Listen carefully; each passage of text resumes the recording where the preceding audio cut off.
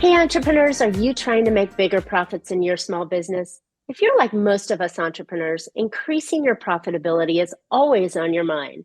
And you're probably looking for ways to increase your revenue while growing your company. Well, you found the podcast that shares great ideas to do just that. I'm Marcia Reiner. I'm a business growth strategist.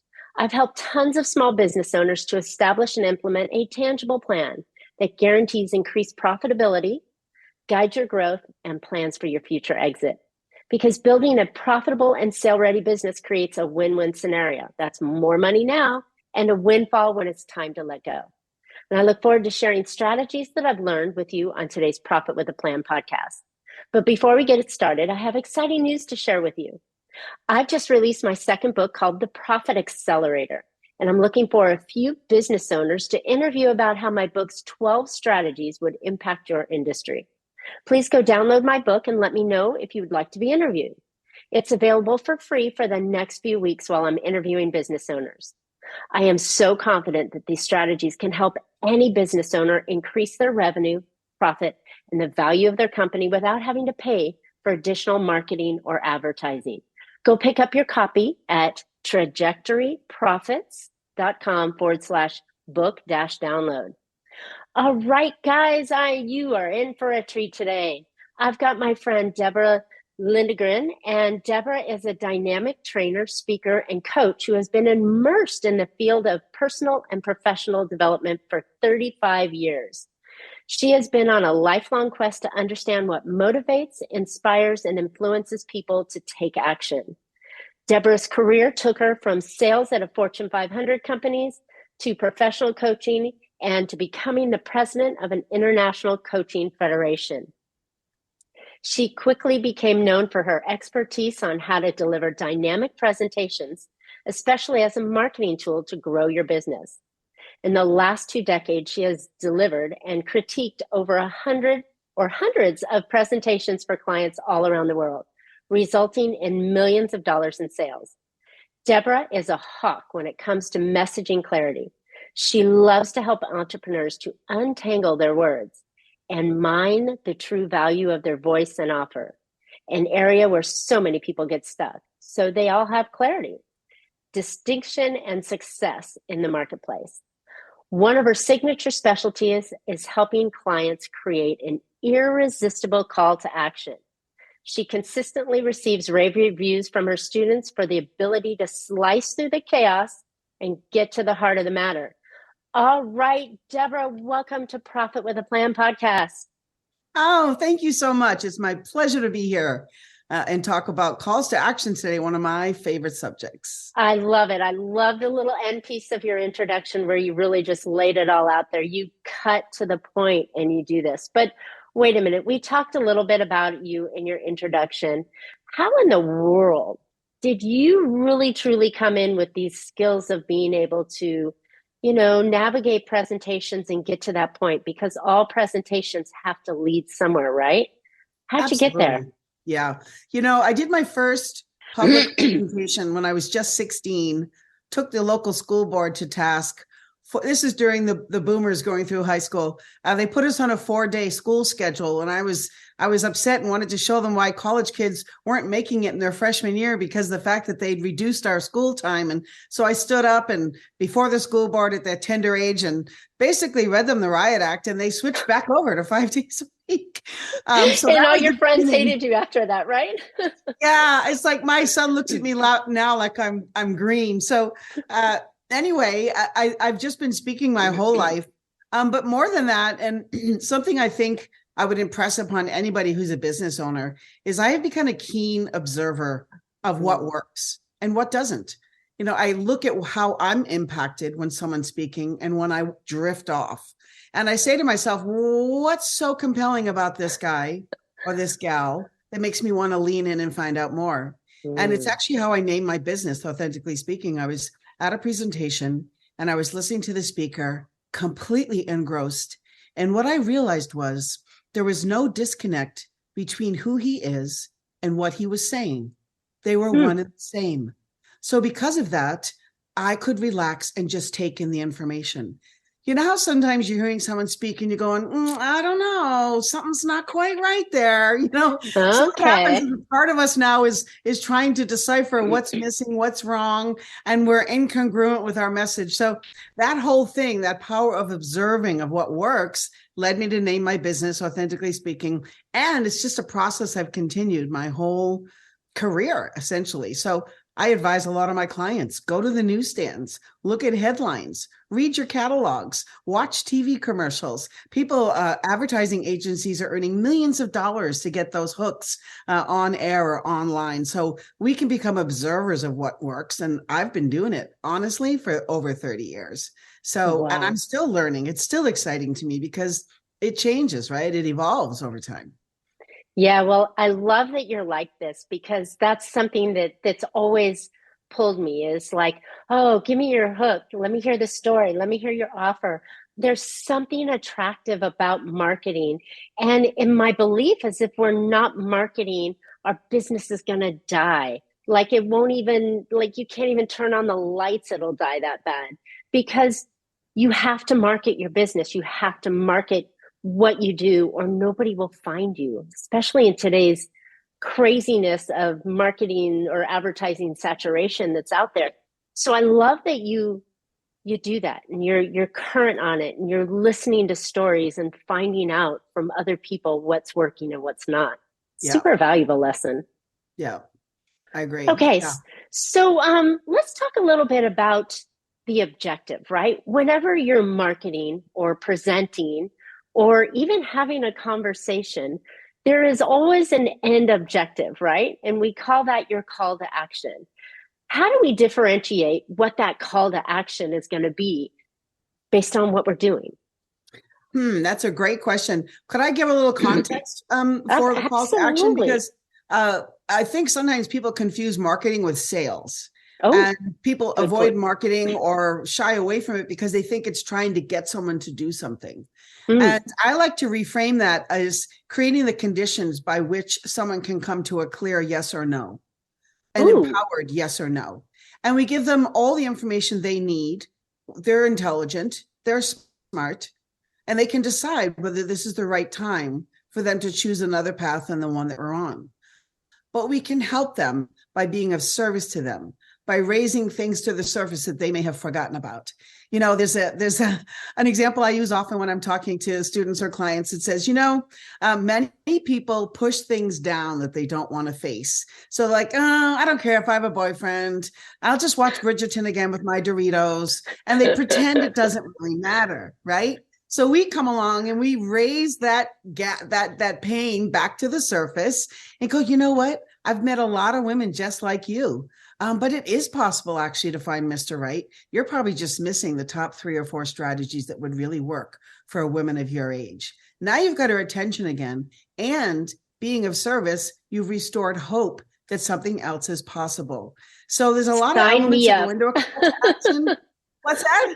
I said, sign me up. Yeah, exactly. But do you see what I mean? It's like there's so many elements to a call to action, but I wanted to kind of differentiate between marketing, which is we're really sharing what we do for people, the problems that we solve, and why we're the preferred provider. And in selling, we're actually getting a person, or the call to action is a big part of selling. We're actually getting someone to say yes, hopefully. Mm, So there are elements that are involved in that. And we don't want to interesting. get them to ask them to say yes too early. We Mm. want to give them time to consider various things, and we want to raise the pain level a little bit. And people say to me, oh, that sounds so mean. You're going to make them experience their pain. I know, but we're actually doing them a service because that pain could subsist at a lower level for years and never have any attention or action taken around it. Or we can bring it into the clear light of day because we're being of service, right? And as a Mm-hmm. gift, say, you know what? Look, you don't have to settle for this. I can Mm. show you to have something even better. And so settling can be in any arena. It can be in health and wellness. It can be in relationships. It can be in a business, building your business. Oh, well, I guess it's just really hard to sell. So I'll just take what comes. No, we don't need to settle. We can get smarter. And okay, so the call to Well, action. first of all, Yeah. you just Yeah. dropped some serious bombs on us. You can't brush it to the side and go, okay, now we'll go on to what Marcia just asked me. That's fantastic to really be in a place of knowing where you are in the cycle, right? And if you Yes. sell too early, they're not gonna be motivated enough to buy at the price point you want them to buy. So you want Right. to build the anticipation a little bit. You want to tease them or guide them in the direction that you want them to go. It's like when a new movie comes out, right? There's weeks and weeks and weeks of trailers saying, I gotta go see that movie. And then when Right. you go, you're excited and you enjoy it more often. I think that was a really, really valid point that we should understand where we are in the cycle with our clients on how we're Totally. communicating with them. Yes. Okay, so back to the call to actions, the different things for the different areas for it. I'm dying to hear. Okay, so the fundamental premise when you put out a call to action is to remember that your listeners, potential clients are here, or readers if it's email or something online, and they want to be here. Mm-hmm. So we have to clarify where they are, raise the problem to the surface, make it ripe and beautiful, and then we show them where they want to be, and make that exciting and something they want to aim for. And our offer becomes the bridge they walk over to get to where they want to be. And Love so it. here's what you do in a call to action. Let's say you've been having a discovery call with someone. It's gone on for a while, or you're on your second or third follow-up call. Or let's say you're at a networking event and you've been given 5 minutes, as everyone else has, to explain what you do. It should always end with a call to action. So you remind people of where they are. So if you've been spinning your wheels trying to figure out how to get more people to say yes when it comes time to you presenting your offer, and you really would like to have 3 or 4 times as many clients as you're getting now, I can show you how to make that happen. And you can use your hands or not, but I love it. Remind them of where they want to go. It's called creating the gap. And in that gap is tension. And people don't like tension. The tension, don't break the tension, by the way, if you're the speaker. You've got to let them feel the tension, because that's what causes them to go, you know what, you're right. I'm tired of being over here. I really want to be over here. So let me go for it. Okay. They see the value of the transformation. Okay. So part of a call to action is one, knowing when's the right time to deliver it. And 2, helping them realize and want the future that they could have through going through your program. What I see a lot of people do is they don't ripen the pain, like bring it to the surface, and they don't contextualize or visceralize or emotionalize, whatever verbs we want to make up here, what the outcome could be for them and how that's meaningful. So imagine, Marcia, if anytime you took the stage, you were confident, you were happy, you felt authentic and congruent, you felt completely connected to your audience, like you were in just a grand conversation. You're having fun. They're leaning in. Everyone's enjoying themselves. And you get to the end and they erupt in a wild standing ovation. And you just glow with the satisfaction of knowing that you really delivered something exceptional, something that's going to last with them for a long time. Imagine what that would feel like. I've already got goosebumps. Giving you a taste, right? I'm giving you a taste of where you want to go. And that's what we all have to do. But here's what people do instead. Okay. And you'll hear now when I bring this up, you're going to hear it everywhere. And it's something that I created. I actually have the word if inside the red circle with the red line through it. Don't use the word if. This is what you hear people saying. Well, if you're interested, I'll be in the back. Or if you're interested, I'll be at my table over here. No, don't ever say that, ever, for the rest of your life. Put your hand up and say, I promise. I will never say if you're interested. I will never say if you're interested. That is it's hilarious. Our job to get them interested. It's hilarious and 100% true. I see it all the Look, you time. don't have I've to done it suffer. myself. And I think that's a confidence piece, right? And I think what you said, that when you're authentic and you're congruent with your message and you feel so confident that what you are offering, whether it's a new crown or a car or a new bank account, whatever it is that you're selling or offering, you have to believe it's the right thing. Then you're never going to say, if you're interested, it's like, heck yeah, come on, join me. This is cool, right? Right, right. Love it. Absolutely. And, that's another one. There's so many little statements that I've come up with over the years. And you just reminded me of another one, which is people are never going to get any more excited than you are. Right. So if we're not standing our ground, confident and excited about the transformation that we can help people achieve, they're not going to get any more excited than we are.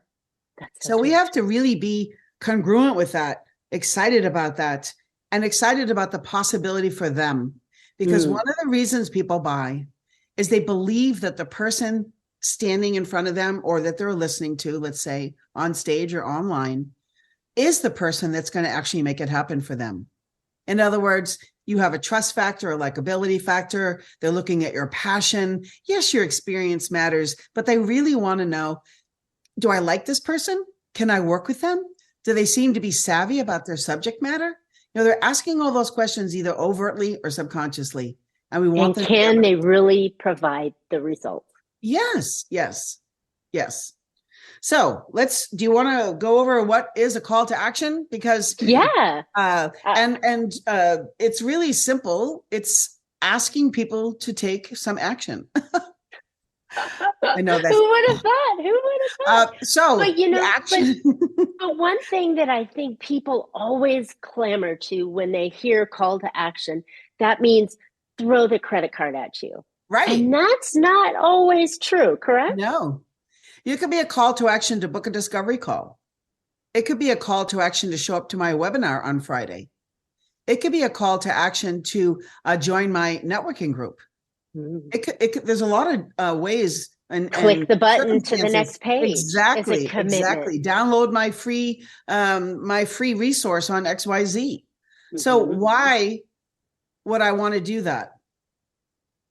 That's the question we have to ask ourselves. Why would I want to download it? Right. So I have to give them a reason why. Everyone's time is valuable. So let's say you're standing up and you want to invite people to your webinar. Why should they come? Give me the top 3 benefits, not what you're going to do. The top 3 benefits for me for going. What are the top 3 problems I will have solved by attending? What 3 challenges can I overcome by downloading this? Give me a reason. There's not a single person in the world that's going to raise their hand and go, I need more free information. Who has more free information? Or worse, talking about, so you just hit me on a thing. So I just did a presentation and I'm like, oh my gosh, I was talking about features. You'll get this feature and this feature and that feature and that feature. And I'm like, oh my gosh, it just hit me like a ton of bricks. We all do it. I needed to say, here's the benefit you get from this. Here's the benefit you get from that. Oh my gosh.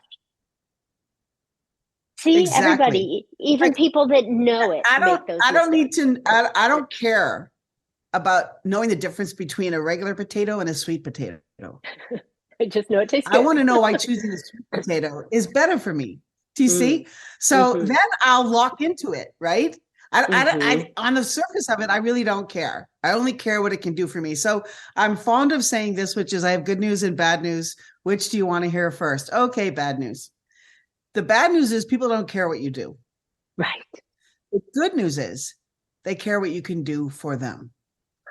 Yeah. So when you're giving a call to action, make sure you have firmly in mind what taking that action will do for them.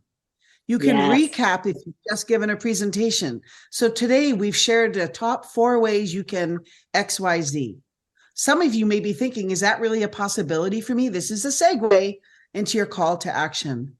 In my brand new course, which I've just designed, which truthfully encapsulates my 20 years of working on calls to action, I will take you through the 3 most vital steps that you need to integrate so that whenever you speak, here comes the benefit, people lean in and go, wow, that's exactly what I need. I need to learn more. Okay, so Wow. you've got to give people a reason. You can recap, you can remind, you can rev up. A rev up segue to a call to action might be, some of you may have been struggling with this for years, probably longer than you'd care to admit. I get it. And I feel for you. So I have a question. How much longer will you wait? When will it be a better time to take action? Notice the pauses. Those are very important. I invite you now to consider my program and say what it is, where you will learn how to, so that you can benefit. That's a call to action. This is so good, listeners. I hope you're hitting rewind, listening, and writing this stuff down, because this is gold. I mean, people buy on emotion, and then they try and logically justify what they just did.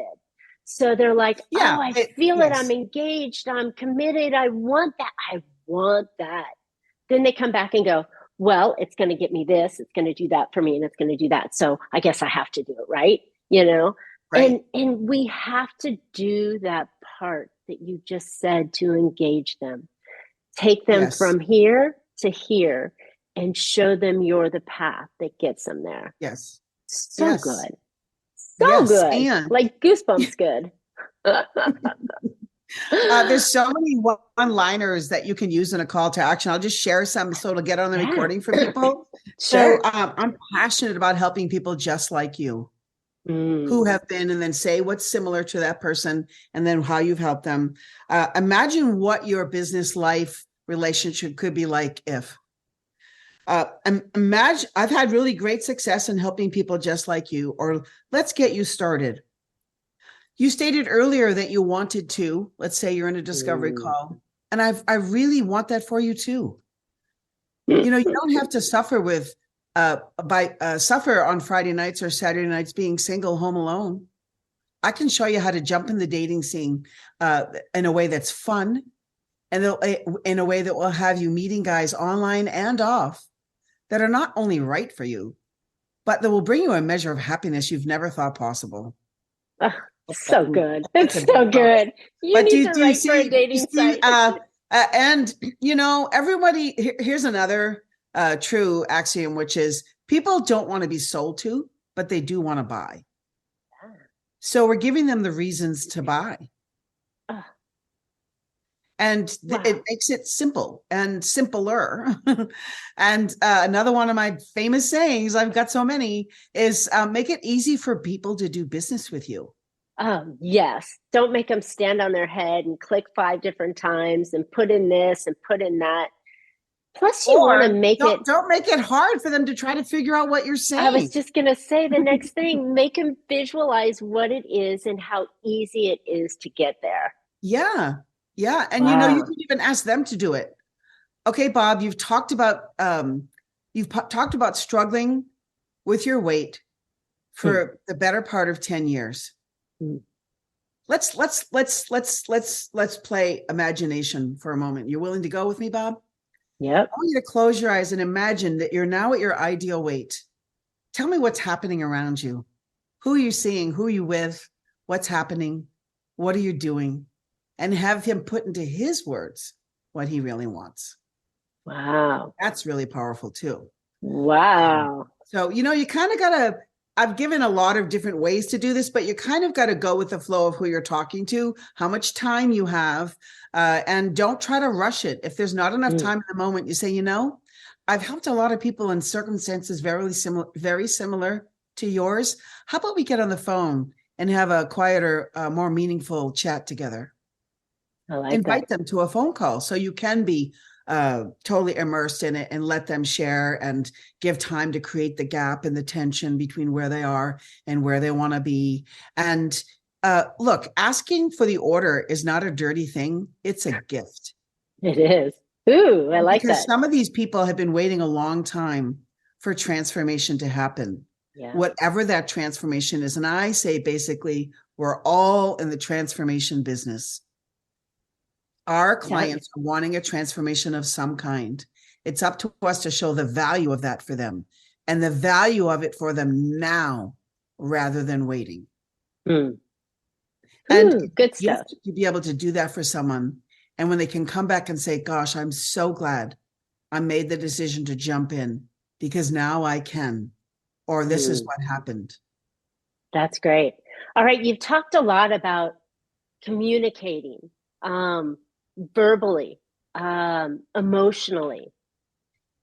You know, there's still a lot of people out there trying to write copy that transforms and commits. You can still do this in writing as well, having those key words and that story you're bringing them into without having the back and forth of someone, correct? Correct. Okay, so I'm going to absolutely. And these days, I don't have too many friends that read an email from start to finish verbatim every word. Do you? No. No, nope, nope, nope, nope. Nope.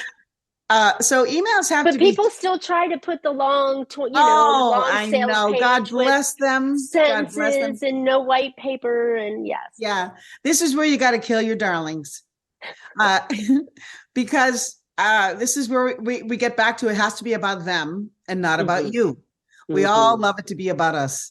But remember, people don't care about you. They only care about what you can do for them. So part of that is learning your client's language. And when I say your client, I'm talking about your prospective clients, right? How do they talk about their problem? What words are they using? What emotional expressions? If you were, here's my most favorite example. If you were standing at a Starbucks and you were overhearing your prospective client complaining to a friend about the problem that you solve, what words are they using? How are they talking about it? If you can capture that and then start using that language, which is their language, in your copy, they're going to go, oh my gosh, this person's inside my head. This is exactly my situation. Oh my word, let me see what they have, right? But if you just go blah, blah, blah, blah, blah, blah, blah, blah, blah, blah, in big paragraphs, they're going to click next, right? Yes, 100%. They need, I think this is a journey, right? When you're having a conversation with somebody, you don't say, hi, I'm Marcia, buy my product, right? It never happens. There's a lot of stuff in between. So then it could be, hi, my name's Marcia. This is what I do. What do? You have a conversation. Then you hope possibly move it to another conversation and another conversation. Sometimes it's many, sometimes it's few, depending on your price and point and the relationship. Yes. But I think when you're communicating even by email or written word, it's never, hi, I'm Marcia, buy my product. It's, hi, I'm Marcia, and it's the same kind of cadence that could be done over many, not forms, but many emails. Touch points. Many touch points. Touch Thank points. you. Yes. Yeah. And I love that you said earlier not to rush it. Yeah, you can't. Some people are quick buyers, like to make quick decisions. Others really like to contemplate things. So a couple of things here. It takes 6 to 7 touch points on average for someone to reach a buying decision. They might have heard it's gotten worse. I heard it with advertising saturation, it's gotten somewhere between 20 and 100 these days. What? Well, that what is correct? That may be different. Or cold cereal. No, seriously, but it's a good point to remember because we think, oh, one and done, they didn't buy. No. You call them back in a few weeks and go, Bob, are you still wanting to move off the weight loss treadmill that you've been on? Of course he is. What happened in the interim? Well, 2,000 emails that he's struggling with. So he's glad that you called and reminded him. And true. It could be at a networking event. It could be in a Facebook Live. It could be in an email. It could be in a social media post that they see you, heard you, go, oh, that's that Marcia gal again. Oh, gosh, I really love what she has to say.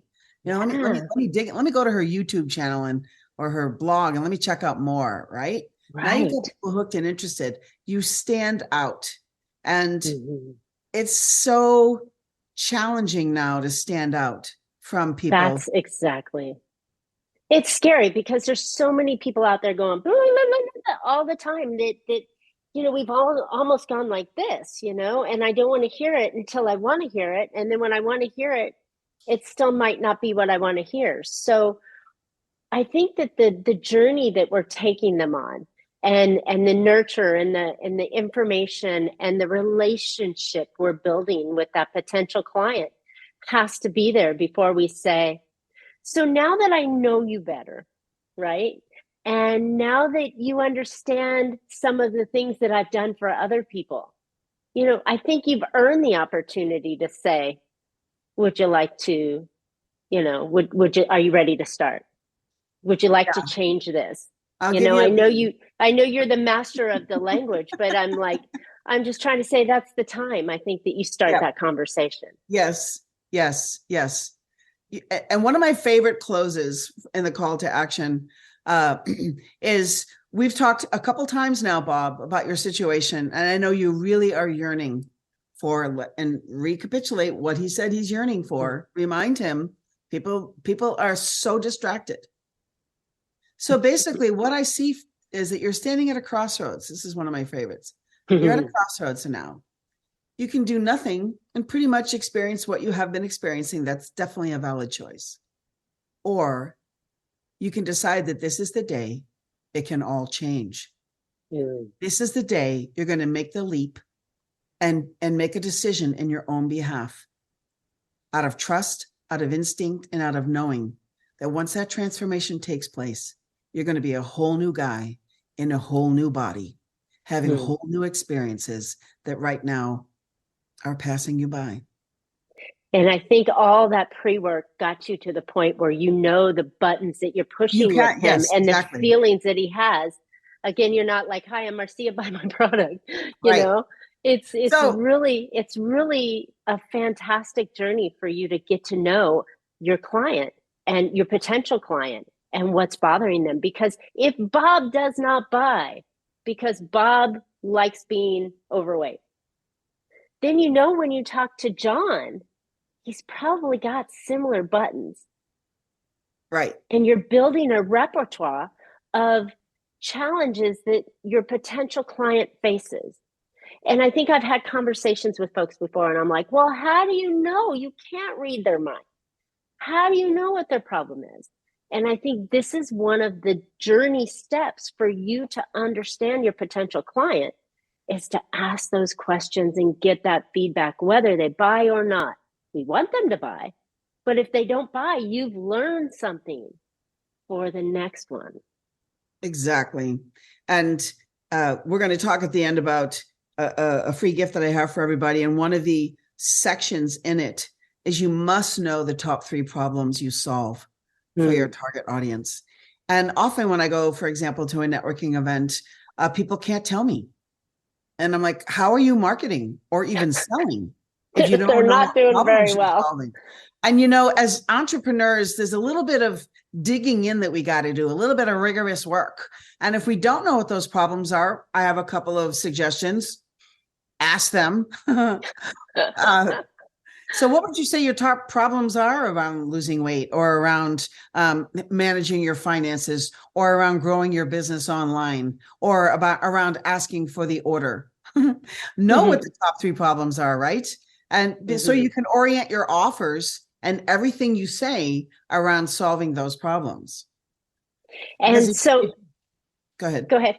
I was going to say, a friend of mine said one of the other things, that when you make that offer and you make that call to action for them, very often it's not a surprise, right?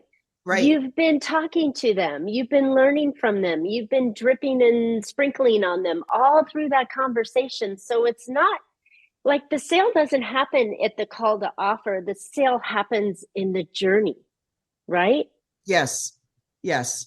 And a couple of caveats. One is, when you're having these conversations, if you provide too much value, if you have successive conversations, they'll think they've got your coaching and go, well, thank you very much. I'm going to try what you suggested. I'll be back in touch. Yeah, be careful. I've had that too. I know, right? Crazy. And what happens is, it doesn't work because their integration fell apart somewhere. The application, or they're missing the linchpin. And guess who they're going to blame? Me. Exactly. So just be Wow. aware of She didn't that. know what she was talking about. Yeah, it didn't really work out. I tried her strategies. Yeah. So Ah. just be So aware what's that, the magic? What's the magic then? well, the Since you magic, dropped the bomb, what's the magic? How okay, much information? focus more on reminding them of what they really want and creating the tension between where they are and where they Mm, can be. Tell a good point. story about who you've helped and how you helped them. There were three keys that I guided Mary. I guided Mary along the three keys. And when she implemented them, the weight started to just drop off. Mm, But don't tell them what the keys are. That's your program. mm. Give your program So in the discovery I call. heard it was the what, not the how. So you still want to give them the what. You don't want to give them the what? No, you can give them the what, but not how you implement those keys, for Right, example. right. Yeah. Okay. So it's just enough to get them thinking it's possible. And that And it's they're, valuable. yes, and that you're the one that can help them do it. Right. Right. Mm, good. Now I want to just kind of shift a little sidebar. Let's say you're at a Sure. networking event and you're introducing yourself. You don't have time to get to know everybody in the room. So what could you create as an offer that would be an easy yes for people? I love that. I love that. So Because my it's little move is just yeah, something that can move them forward, right? right. Maybe it is a lead magnet or something that they can get more information Yes. about because a lot of people are just searching for information, not necessarily the purchase right now. Yes. I mean, I saw a post where someone said, and in they're a member of a certain networking organization. Their post was, so to come meet me on Friday at whatever time. And my first reaction is, why would I want to do that? Hmm. They haven't earned that Because right they yet. hadn't told me what was in it for me. Oh. They hadn't said why I should go, how it would benefit me from learning Hmm. about that, what I will be able to do as a result of learning that. And so here's the litmus test. Okay. When you're sharing why someone should pay attention, you want to share what they will be able to be, do, have, feel, achieve, transcend, or overcome as a result of working with you. Not all of those, one or two of those. Paint Right. the picture. Okay. So circle back with me. Yeah. We're at a networking event. I don't Mhm. have time to get to really truly get to know them. What is the perfect thing that I can do as a call to action to get them to move to the next step? I would come up with something that you've rehearsed ahead of time. Don't wing it. Most of us are not good winging it. Of course not. I've been helping people with presentations for a long, long time. Here's what I might say. I can help you put your content together, but I can really give you a template for that and have you put it together yourself.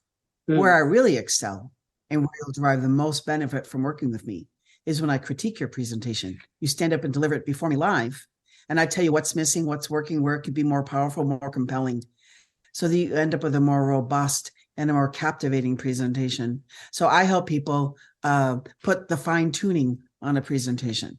Right. So that's the Nice. problem I solve. I didn't really do a great job of that one. But for example, let's say, Marcia, give me the top three or one or two problems that you solve. Um, they're struggling to make the revenue they want. Okay. One more. Um, they're not bringing home very much money. They're making money, but they're not taking it home. Okay. So they're either struggling with making money or they're making money and struggling to bring home enough. Right.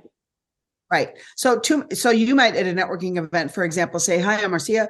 I typically work with people who either are struggling to earn money online or off in traditional and non-traditional businesses, or they're earning enough money, but they're not keeping enough of it.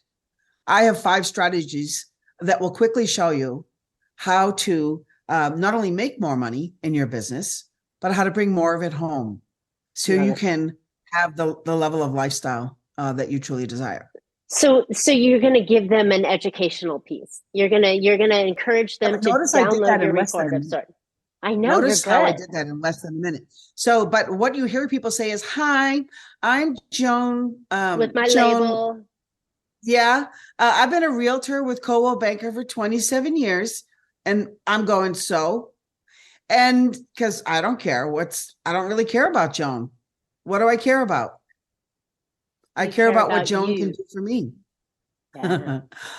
Joan's nice, and we might have a good cup of coffee together, but do I really care about what Joan does? No, I care about what Joan can do for me. Hi, I'm Joan. I've been helping first-time home buyers find their perfect right home at their perfect right price. So when they come home from a long day at work and stick the key at the door and swing it wide open, they look around and go, "Oh, I'm home, my sanctuary." I could go on and Ooh, on, but you this is the can. feeling that I want first-time home buyers to have, and that's my specialty. All right, so who's going to perk up in the room? Any first-time Done. home buyer or anybody Right. who knows a first-time home buyer, like this is her specialty. And that's one of my other tips. Become a specialist. Hmm. Don't be like the general, I'm a home organizer. No, you're not. You're going to be like the ninja, put it in its right place lady. Like I just made that up, but you want to differentiate yourself somehow. You want to be exciting, like you're the it person, the X factor. You got to showcase your X factor, why you're different, how you can make Love it it. happen, because it's same old, same old. We hear all the time.